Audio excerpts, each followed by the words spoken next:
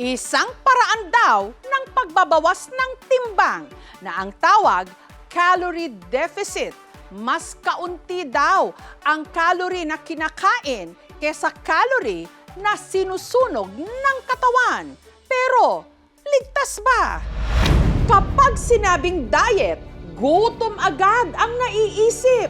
Pero paano kung pwede ka pa rin kumain ng 3 beses sa isang araw kahit may snacks o merienda pa at pumayat? Gaya ni Rio, mula 90 kilos, 49 kilos na lang siya ngayon. Hindi raw niya ginutom ang sarili. Wala ring salamat, Doc. Ano ang sikreto ni Rio? Bago lumobo ang katawan ni Rio, payat daw siya talaga noon. Nagkaroon ako ng parang bad relationship din sa food. Kasi nga, whenever I'm stress eating. Tapos, since ang work ko noon is sa office, almost wala rin talaga akong workout. Hanggang sa bumaba ang kanyang kumpiyansa sa sarili. I get conscious, when imimit mo yung mga friends, relatives, families. Doon ako nag-start ma-frustrate kasi yung high-waist pants, parang hindi na siya bumabagay sa akin. Pero ang mas nagpa-alarma raw sa kanya, ang lagay ng kanyang kalusugan.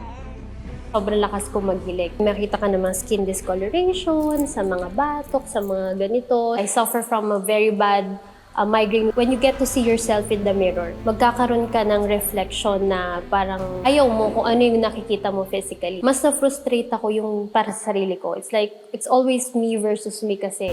Kaya nagdesisyon si Rio na magpapayat. So, not totally eliminate but reduce. Tinatry ko mag-fasting, tinatry ko yung mga clothing workout sa YouTube. Parang hindi ko kasi na-enjoy yung too much workout. Panibagong challenge sa goal niyang ma-achieve ang kanyang ideal weight nang nabuntis siya taong 2021. Dahil nga mindset ko is buntis ako, ganyan. Pinagbibigyan ko lang yung sarili ko. Kaka 3 to 4 na milk teas ako a day. Top of that, meron pang coffee and some dessert. Hanggang umabot na nga ang kanyang timbang ng 90 kilos. Doon ko na-realize na sobrang hirap palang manganak kapag obese ka. Nung nag-3 taong gulang na ang kanyang anak, si Rio nagseryoso na sa kanyang fitness journey. Pero dahil hindi swak sa kanyang lifestyle ang intense workout at hindi rin healthy sa kanya ang hindi kumain, sinubukan niya ang isang paraan ng pagjejeta, ang tinatawag na CalDef o Calorie Deficit. Ang siste, pwede pa rin daw kumain ng 3 beses kada araw o 4 pa nga kung pati snacks o merienda. Ang kailangan lang bantayan yung tinatawag na calorie count. Ang goal sa calorie deficit, mas kaunti ang calories na kinakain kesa sa kabuuang ginagamit ng katawan sa loob ng isang araw. Halimbawa, kung tinatayang 2,200 calories ang kailangan araw-araw ng ating katawan para mapanatili ang kasalukuyang timbang, 1,800 calories lang dapat ang iyong kakainin. Matik na meron ka ng 400 calorie deficit.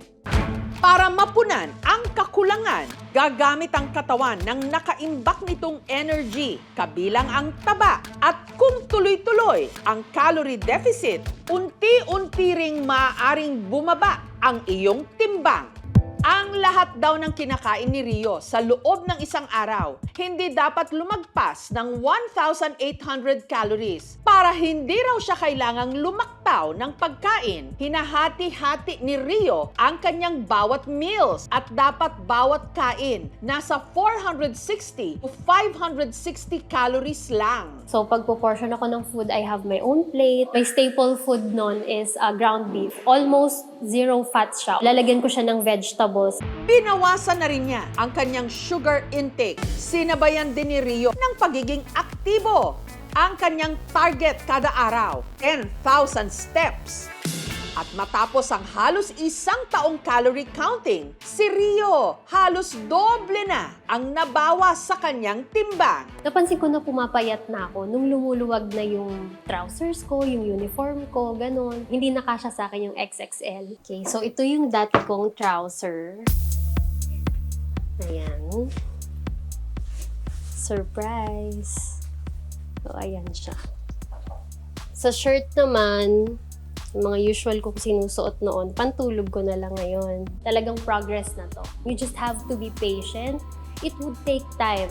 Hindi tayo pare-pareho ng timeline. Haruki.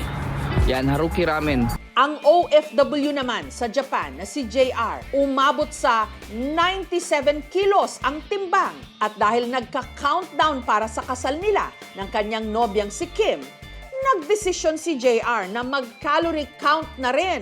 Dati, kung anong gusto kong kainin, yun talaga. Hindi ko na namalaya. Sobrang taba ko na. Pangarap daw talaga ni JR na maging pulis o sundalo, pero hindi siya pumasa sa weight requirement. Pagtimbang sa akin, overweight. So, pinagtawanan ako doon. So, pinauwi ako. Yun yung isa sa mga embarrassment ko nung nandyan pa ako sa Pinas. Aminado si JR na nahirapan siyang sumabay sa lifestyle ng mga Hapon na napakahilig maglakad.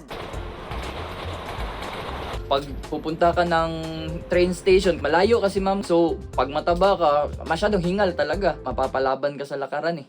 At nagdesisyon na nga siyang mag-calorie deficit. Ang gamit niya sa pag-monitor ng calorie intake ng kanyang pagkain, online calorie calculator.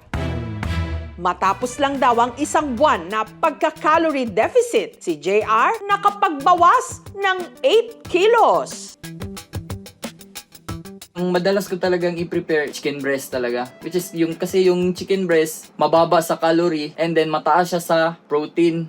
Ang problema, pagsapit ng hating gabi, lagi raw siyang nagkikrave ng midnight snacks. Kaya in-adjust niya ang kanyang meal plan. Para maano ko yung intake ko per day pa din. Sa umaga, kakain ako syempre ng 500 calories. Then sa hapon, dun ko na magbabawas na ako. Like kakain lang ako ng 350. Hindi na ako yung tipong natatakot pag kumain ako ng ganito. Kasi alam ko na eh.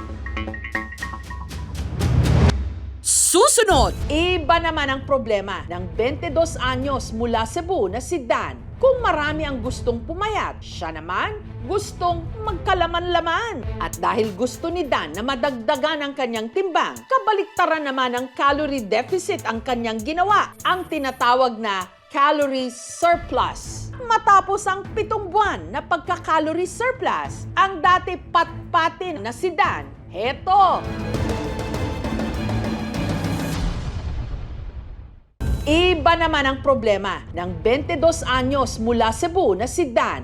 Kung marami ang gustong pumayat, siya naman gustong magkalaman-laman. Ang kanya kasing timbang, hindi raw lumalagpas ng 45 kilos. Payat po talaga ako nung bata pa ako. Di talaga ako kumakain ng marami kasi wala akong gana. Para maitago ang patpatin niyang katawan, ang lagi niyang suot tuloy, baggy jeans. They really make comments on my body face to face. Kumakain ka ba? I am insulted. At dahil gusto ni Dan na madagdagan ang kanyang timbang, kabaliktaran naman ng calorie deficit ang kanyang ginawa, ang tinatawag na calorie surplus. Ibig sabihin, mas maraming calories ang kanyang kakainin kesa sa kabuuang ginagamit ng kanyang katawan. Pero para muscle at hindi taba ang maidagdag, mahalaga rin ang sapat na protina at resistance training o pag-eehersisyo gamit ang weights. Sa weight ko, ang need na calorie na i-intake ko is 2,500 plus calories para makagain ako ng muscle and weight. Starting January 2026, that's when I started bumili ng mga supplements. At matapos ang 7 buwan na pagka-calorie surplus, ang dati patpatin at 45 kilos lang na si Dan, heto, 55 kilos na. Mas naging defined na rin ang kanyang pangangatawan. Every time na tumitingin ako sa salamin ngayon, mas confident na ako. Karaniwang hindi nire-recommenda yung calorie deficit sa mga buntis, mga nagpapasuso, sa mga bata, mga adolescent, sa mga taong may eating disorder, yung mga hindi naman nire-recommenda yung calorie surplus, yung may mga medical conditions katulad ng diabetes, may mga cardiovascular diseases, may sakit sa atay o sa kidney. Sa pagka-calorie counting, no, mas maganda pa rin na magkonsulta talaga sa registered nutritionist dietitian. Sa pagbabawas man o pagdagdag ng timbang, hindi kailangang maging kaaway ang pagkain. Ang mahalaga, tamang dami, sapat na sustansya, at ligtas dapat na paraan. Dahil ang tunay na body goal, hindi lang maganda sa paningin, mabuti rin sa kalusugan. Parang pugot daw ang ulo, pagala-gala sa liblib na bayan sa Iloilo. Sa ulo ng mga balita, napatawag ng pari sa takot ang mga tiga New Lucena sa Iloilo matapos kumalat ang videong ito. Sa gitna kasi ng isang madilim na kalsada, may na-videohang naglalakad. Parang nakasuot ng sutana na para raw sa pare. Kita ko yung puti nga t-shirt nga kang parigid na. Pero ang nagpatayo palalo ng kanilang mga balahibo ang sinasabi nilang parang pare sa video, di umano. Pugot ang ulo at tuluyan na raw sumakit ang kanilang ulo sa kakaisip kung paanong ang paring parang pugot ang ulo sa gitna ng dilim, bigla rin lang naglaho. Aba, Ginoong Maria, gaano katotoong may pagala-gala talagang paring pugot ang ulo sa Iloilo? Ang video, kuha ni Jonel, hindi niya tunay na pangalan, sa kahabaan ng kalsadang ito sa Barangay Pasil. Sa jagid ng lapi, pag nakita ko mga gwa, diyan gid tambay nagpanapanaw. Siya nga lulutang lagi sa blaw nga golpe nagdura pagliko na. Naglaymat siya ko ay galingi gid ulo ko. Nga matumban ako kalingin blaw. 3 ng madaling araw o saktong witching hour o yung oras kung kailan di umano pinakaaktibo ang mga kaluluwa at mga multo nung napadaan daw siya sa bahaging ito ng kanilang barangay. Bumili ako sa 24 hours. Nag-stop ako sa motor ko. Nakita ko siya sa kilid, yung karsada. Di ka tindog. Walang kahig, galot ang gitna, tapos wala ulo. Lingin ulo ko. Inapatsagaan ko lang ay sakit ng mga lingin sa ulo ko, tapos mga tindog ka, mga bulbul ko na. Sa tingin ko, ay nakita ko, multo yun eh. Yung videoan ko dayon. Pero habang nanginginig niyang binivideohan ang misteryosong imahe, parang bula na lang itong naglaho. Yung patay ko video, nalingil at yapon ulo ko pag ko sa motor. Ngayon, nagpa-uwi na ako eh. Muna na ulit-ulit ko lang tapos wala nang presensya ba. Ang ikinatatakot ni Jonel mula raw nung engkwentro niyang yon, sa di umano, paring pugot ang ulo, tila hindi na raw siya nito nilubayan. Paramdam na lang yung gasunod sa likod.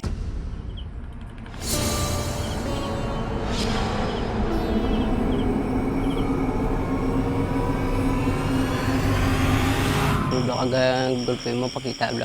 Wala na akong nagtulog. Sagang ko gasunod. Nagsunod sa kanakon lang.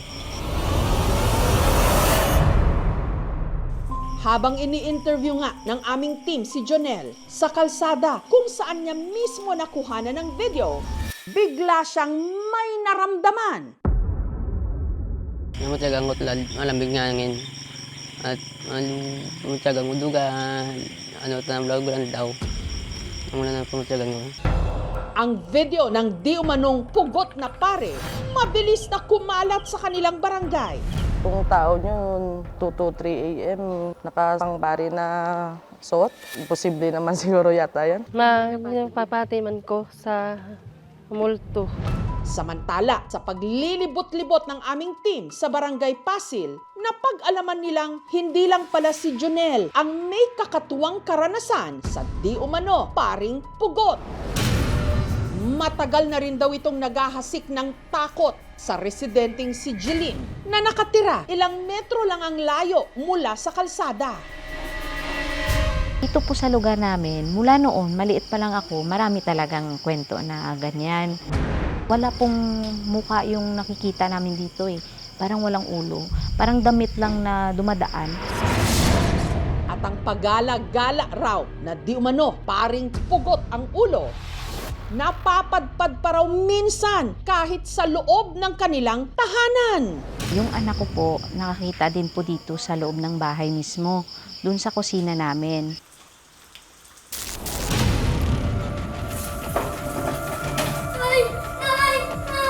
Nagulat kami bigla na tumatakbo yung anak ko. Tapos umiiyak, nanginginig. Sabi niya sa pinsan ko, may nakita ako tao. Andun sa kusina. Ano itsura? Sabi niya, gumaganon-ganon siya. Ibig sabihin parang walang itsura siguro. Sabi ko, anong kulay ng damit? Tinuro niya yung puti.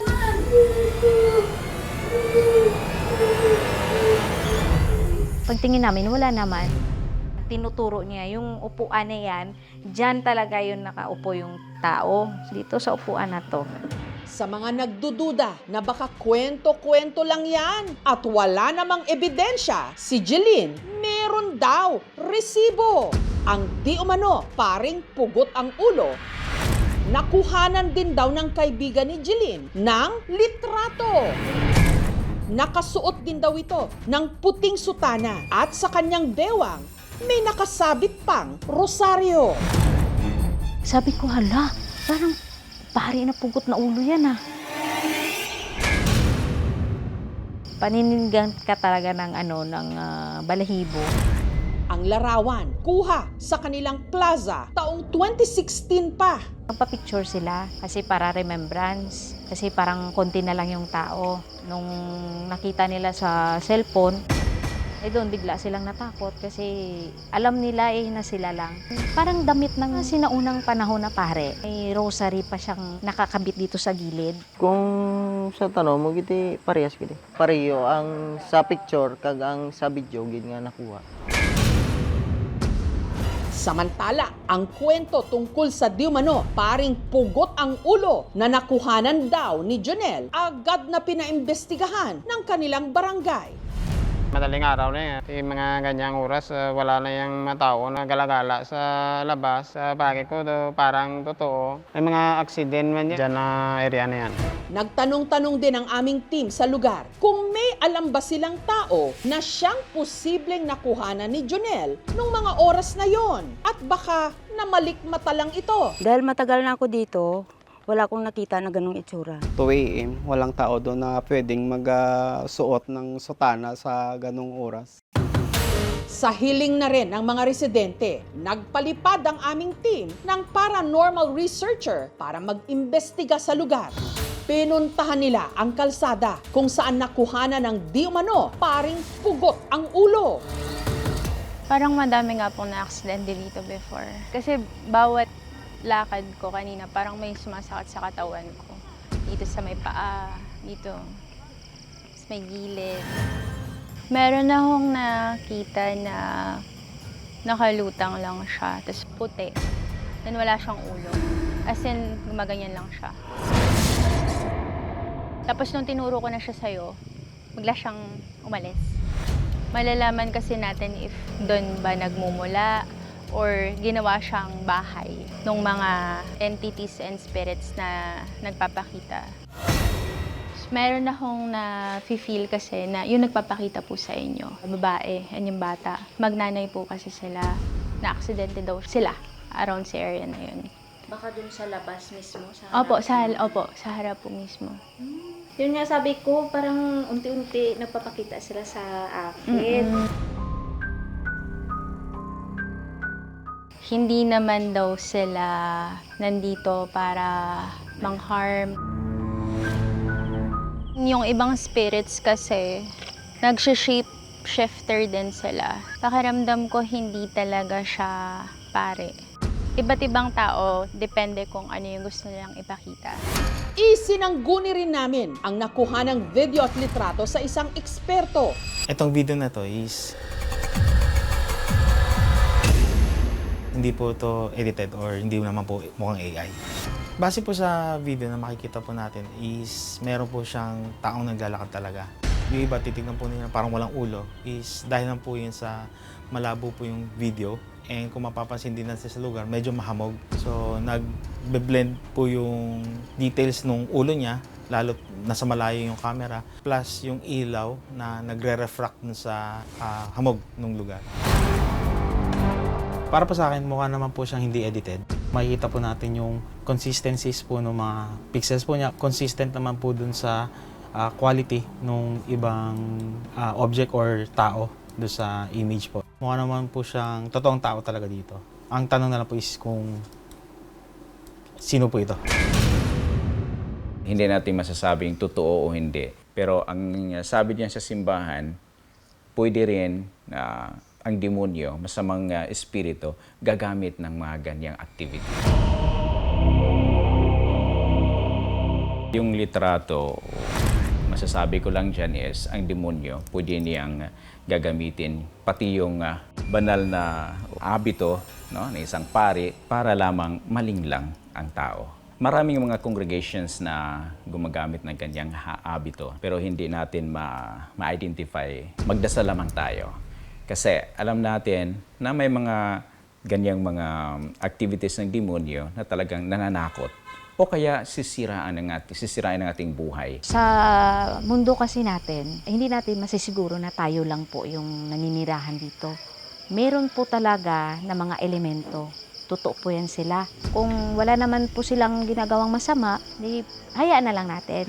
Sa tanang nga taong gagi, di halong nandadaan. Pag hindi nandadaan, nagalaga ko ng gabi nga kung ano rin oras, mga stela dahil sa balada. Mga bagay na kahit hanapan natin ng paliwanag, sadyang susubok pa rin sa ating pananampalataya. Kaya para hindi tayo tuluyang lamunin ng takot, baka mas mainam na isipin na ang mga bagay na nagdudulot sa atin ng hilakbot ay maaari ring nasa isip o ulo lang natin.